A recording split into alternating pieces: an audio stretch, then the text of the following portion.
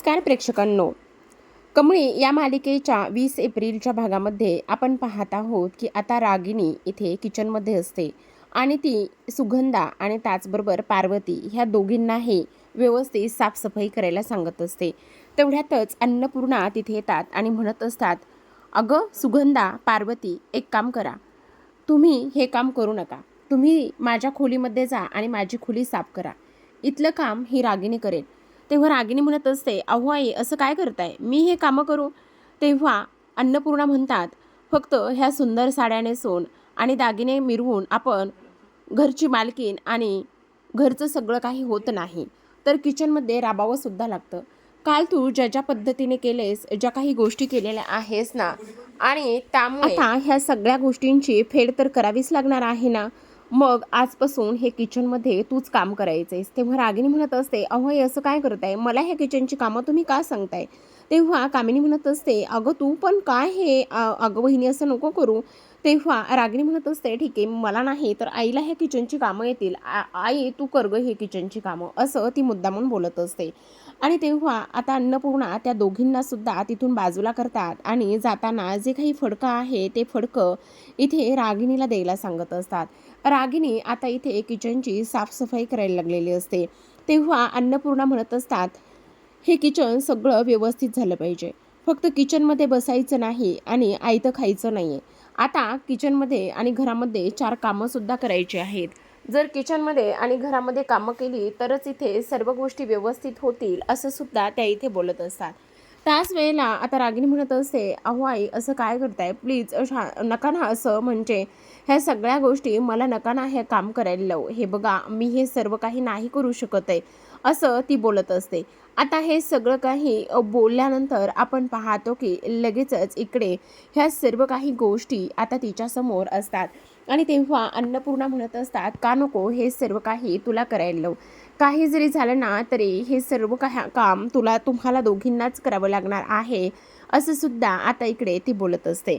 त्याचबरोबर आपण पाहतो, तुम्ही काल काय काय उद्योग केलेत आणि कशा पद्धतीने तुम्ही ते हे सगळं काही केलंय ना, त्यामुळे तुमची हीच आता अवस्था असणार आहे, असं सुद्धा अन्नपूर्णा म्हणत असतात.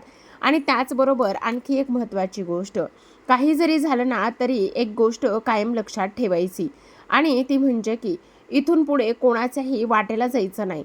आणि मुळात म्हणजे माझ्या तर कमळीच्या आणि इथे ह्या लोकांच्या वाटेला सुद्धा जायचं नाही, असं सुद्धा स्पष्टपणे इथे ती बोलत असतात. त्याचबरोबर राजन आता हॉलमध्ये असतो आणि राजन हॉलमध्ये आल्यानंतर तो पाहतो की इकडे कोणीतरी आलेलं आहे. आणि तेव्हा राजन म्हणत असतो, अहो देशमुख सर, तुम्ही इथे कसे काय, म्हणजे तुम्हाला इथे कोणी बोलवलं आहे? आणि त्याचबरोबर आता अन्नपूर्णा म्हणत असते, मीच त्यांना इथे बोलवलं आहे. मग आता त्यांना का बरं बोलवलं आहे, असा प्रश्न इथे सर्वजण विचारत असतात. तेव्हा अन्नपूर्णा लगेचच आता तिथे येते. अन्नपूर्णा तिथे आल्याबरोबर इकडे लगेचच राजन म्हणत असतो, अगं तू इथे वकिलांना का बरं बोलवलंयस, काही काम होतं का? तेव्हा आता देशमुख वकील म्हणत असतात, अन्नपूर्णा मॅडम, तुम्ही ज्या ज्या पद्धतीने सांगितलंय ना, त्या त्या पद्धतीने मी सर्व पेपर्स रेडी केले आहेत. तेव्हा पुन्हा एकदा राजन म्हणत असतो, काय आणि कशाबद्दल हे सगळं काही आहे, मला ह्या सगळ्या गोष्टी कशाबद्दल आहे ते समजेल का? आता तिथे लगेचच पाणी घेऊन रागिनी आलेली असते आणि रागिनी पाणी घेऊन आल्याबरोबर आपण पाहतो की ती तिथे बसलेली असते. आणि तेव्हा आता अन्नपूर्णा म्हणत असतात, हे बघा, मी एक नवीन व्हील तयार केला आहे. अगोदरचं व्हील आता मी चेंज केला आहे. अगोदरच्या व्हीलमध्ये आणि आत्ताच्या व्हीलमध्ये मी बदल केला आहे, असं म्हणताक्षणी आता कामिनीला धक्काच बसतो. तेव्हा आता इकडे राजन म्हणत असतो, अगं आई, काय हे, म्हणजे कशामुळे ह्या सगळ्या गोष्टी केल्यास, काही प्रॉब्लेम आहे का?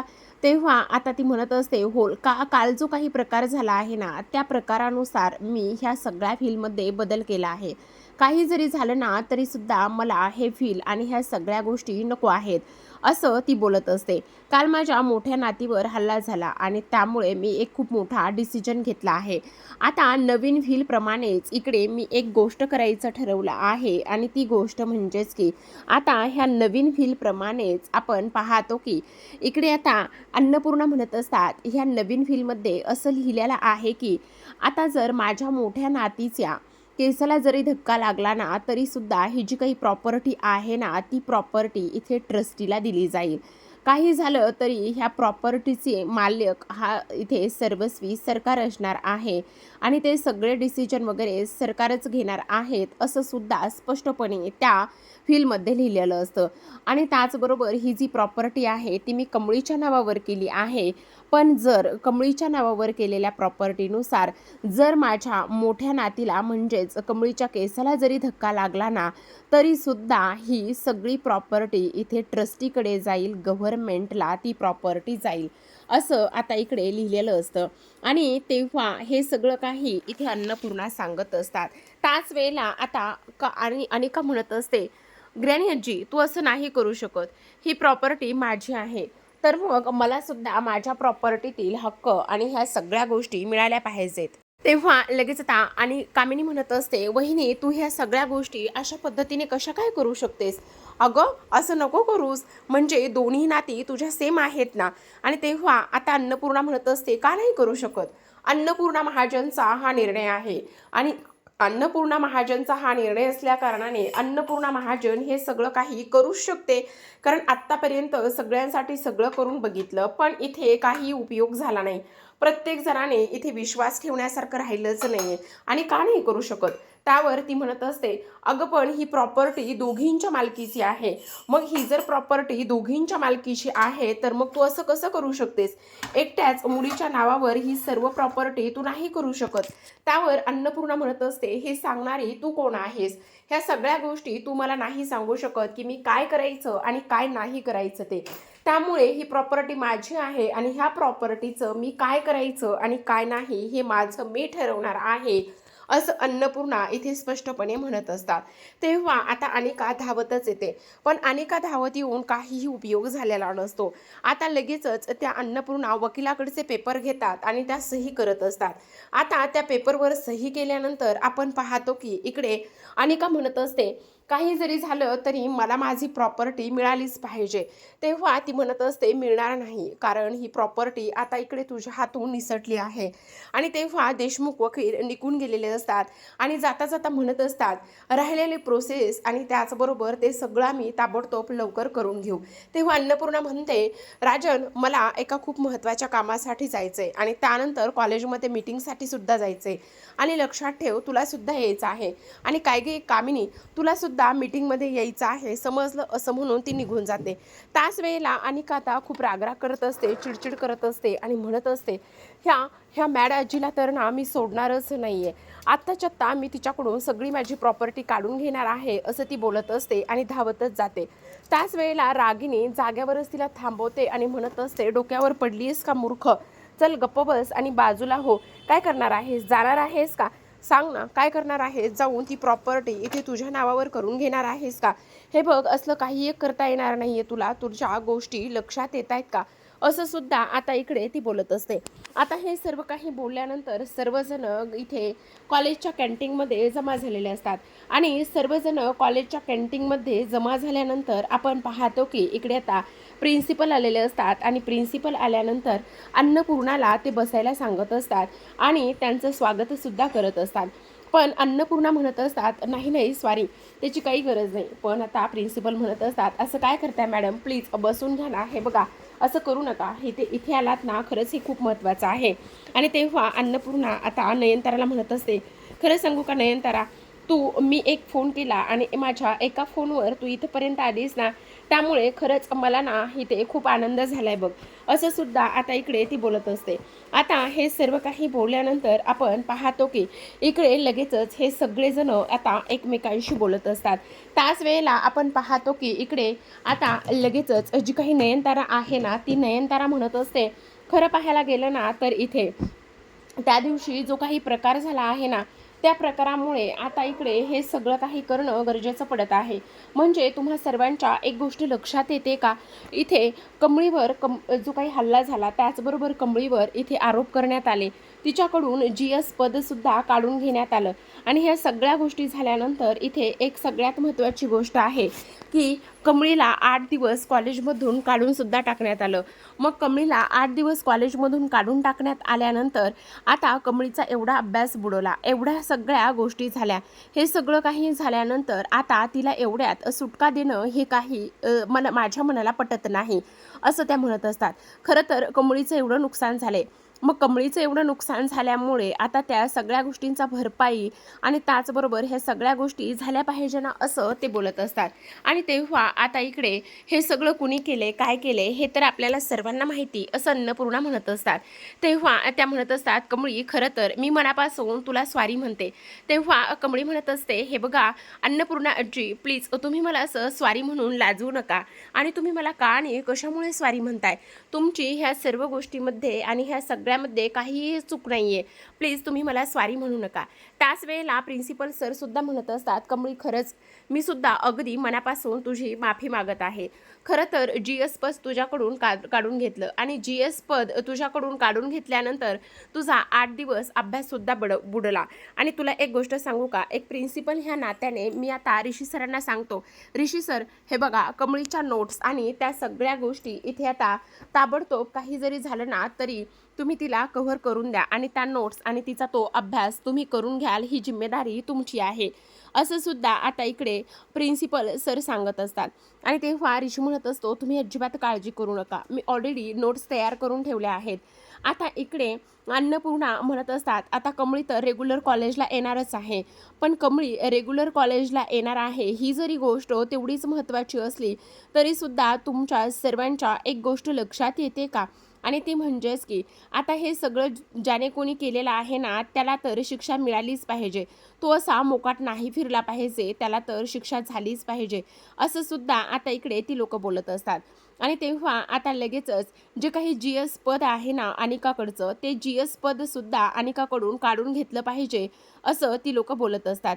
मग आता GS पद काढून घेतलं पाहिजे ही गोष्ट कोणाला सांगायची म्हणून आता ती लोक लगेचच कामिनीला म्हणत असतात, कामिनी चल पुढे ये आणि त्याचबरोबर इथे अनिकाकडून GS पद काढून घे. तेव्हा नयनतारा म्हणत असते, हो तुम्ही अन्नपूर्णाताई बोलताय आणि करताय ना ते अगदी बरोबर आहे. आता इकडे अनिकाचं GS पद काढून घेण्यासाठी कामिनीला सांगितल्यामुळे तिला खूप मोठा धक्का बसतो, पण तरीसुद्धा आता कामिनीला हे सर्व करण्यापलीकडे दुसरा कोणताच पर्याय शिल्लक राहिलेला नसतो. आता लगेचच कामिनी म्हणत असते, अगं पण वहिनी तिच्याकडून GS पद काढून घेणं हे गरजेचं आहे का? त्याच वेळेला आता इकडे ती म्हणत असते, हो अगदीच बरोबर आहे, GS पद काढून घेणं हे खरंच खूप गरजेचं आहे. आणि तेव्हा आता नयनतारा म्हणत असते, हो कारण हे GS पद ज्याचं आहे त्यालाच मिळालं पाहिजे. तेव्हा कमळी म्हणत असते, पण मला कोणाचाही हक्क नको आहे किंवा मला कोणाकडूनही GS पद मिळेल याची मला काहीच गरज नाही आहे. पण तरीसुद्धा आता दोघीजणी एकमेकींकडे बघत असतात. तेवढ्यातच आता कामिनी येते आणि कामिनी ते GS पद काढत असते. आणि तेव्हा मात्र आता अन्नपूर्णा पुन्हा एकदा म्हणत असते, कामिनी तू पुढे ये आणि तू पुढे आल्यानंतर तुझ्या एक गोष्ट लक्षात येते का, हे जे काही GS पद आहे ना ते GS पद तू इथे तो बॅच कमळीला पुन्हा लावू शकतेस, असं म्हटल्यानंतर कामिनीला फारच मोठा धक्का बसतो. आणि तेव्हा तिच्याकडे नाईलाज असतो. शेवटी ती आता पुढे येते आणि पुन्हा कमळीला ते GS पद देत असते. आता कमळी ते GS पद काढत असते आणि त्यानंतर तिथे असलेल्या बाजूच्या टेबलवर ती ते GS पद ठेवत असते आणि ठेवल्यानंतर म्हणत असते, मला खरं तर तुम्हा सर्वांची माफी मागायची आहे, मला हे GS पद नको आहे, खरं सांगते मी तुम्हाला. कारण तुमच्या एक गोष्ट लक्षात येते का, मी फक्त आणि फक्त ह्या शहरामध्ये एकाच कारणासाठी आलो होतो आणि तो म्हणजेच की अभ्यास करण्यासाठी. मला ह्या शहरामध्ये येऊन अभ्यास करायचा होता आणि सगळं काही व्यवस्थित करायचं होतं, मला माझ्या अभ्यासावर फोकस करायचा होता, असं ती बोलत असते. आणि मला हे GS पद आणि ह्या सगळ्या गोष्टी अजिबातच नको आहेत आणि मी आता माझ्या अभ्यासावर माझ्या ध्येयाकडे कॉन्सन्ट्रेट करण्याचं ठरवलं आहे, असं ती बोलते. आणि त्याच वेळेला प्रिन्सिपल म्हणत असतात, कमळी तुला एक गोष्ट सांगू का, तू ह्या सगळ्या गोष्टी करण्याचा हा जो काही ध्यास केलायस ना, हे जे काही तुझं ध्येय आहे ना ते अगदीच चांगलं आहे, उत्तम आहे. मला तुझ्या ह्या सगळ्या गोष्टीमध्ये अजिबात आडवं यायचं नाही आहे. तू आता अभ्यास कर, छान मार्काने पास हो, तुझ्या ध्येयाच्या खूप जवळ जा. आणि तुला एक गोष्ट सांगू का, तुला जेव्हा हे GS पद स्वीकारावं असं वाटेल ना तेव्हा तू ते GS पद बिनधास्त स्वीकार, माझी तुला काहीच ना नाही आहे. ऋषी सर कमळीला ज्या ज्या गोष्टी लागतील, जी जी काही तिला मदत लागेल ना, ती सर्व मदत तुम्ही करणार आहात, असं आता इकडे ते बोलत असतात. तेव्हा ऋषी म्हणत असतो, हो सर, तुम्ही काळजी करू नका, मी सर्व नोट्स रेडी केल्या आहेत, मी त्या सर्व नोट्स कमळीला देणार आहे. पण आता अन्नपूर्णा म्हणत असतात, पण एवढ्यावरच नाहीये, ज्या पद्धतीने कमळी 8 दिवसासाठी कॉलेजमधून काढून टाकली होती, त्याच पद्धतीने अनिकाला सुद्धा कॉलेजमधून काढून टाकण्यात येणार आहे आणि हीच तिची शिक्षा आहे, असं आता इथे ती बोलत असते. त्याचबरोबर आपण पाहतो ऋषी आता कमळीकडे त्या नोट्स घेऊन आलेला असतो आणि तो म्हणत असतो, हे बघ कमळी, ह्या सर्व नोट्स तुझ्यासाठी आहेत, मी प्रत्येक लेसनच्या डीपमध्ये ह्या नोट्स काढून घेतल्या आहेत, तू याचा व्यवस्थित अभ्यास कर, असं म्हणून आता कमळी इथे लॅबमध्ये जाते आणि तिथे अभ्यासाला बसत असते.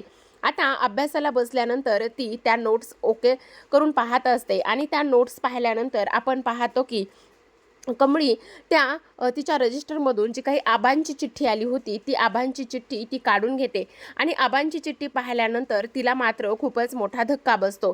कारण त्या आबांच्या चिठ्ठीतलं अक्षर आणि त्याचबरोबर ऋषीने लिहिलेल्या त्या नोट्समधील अक्षर हे मॅच असतं आणि तेव्हा ती ते सगळं काही पाहते आणि पाहिल्यानंतर तिच्या पायाखालची जमीनच सरकते आणि विचार करत असते, म्हणजे ह्या नोट्समधील अक्षर आणि त्याचबरोबर ह्या चिठ्ठीमधील अक्षर हे सगळं एक आहे. म्हणजे ही जी काही चिठ्ठी आहे ती ऋषी सरांनी लिहिली आहे, हे पत्र, हे लेटर ऋषी सरांनी लिहिलं आहे, हे ऋषी सरांचं अक्षर आहे. आणि त्यानंतर मात्र कमळीला हळूहळू करून कोडं उलगडू लागलेलं असतं. खरं तर आता तिचे आबा ह्या जगात नाही आहेत आणि तिचे आबा ह्या जगात नसल्यामुळे वेळोवेळी ऋषी इकडे कमळीसाठी आबाच्या थ्रू किंवा आबाच्या मनातली भावना त्या लेटरमध्ये तिच्यापर्यंत पोहोचवण्याचं काम करत होते. आणि आज शेवटी ते लेटर जेव्हा कमळीसमोर येते तेव्हा मात्र कमळीला फार मोठा धक्का बसत असतो.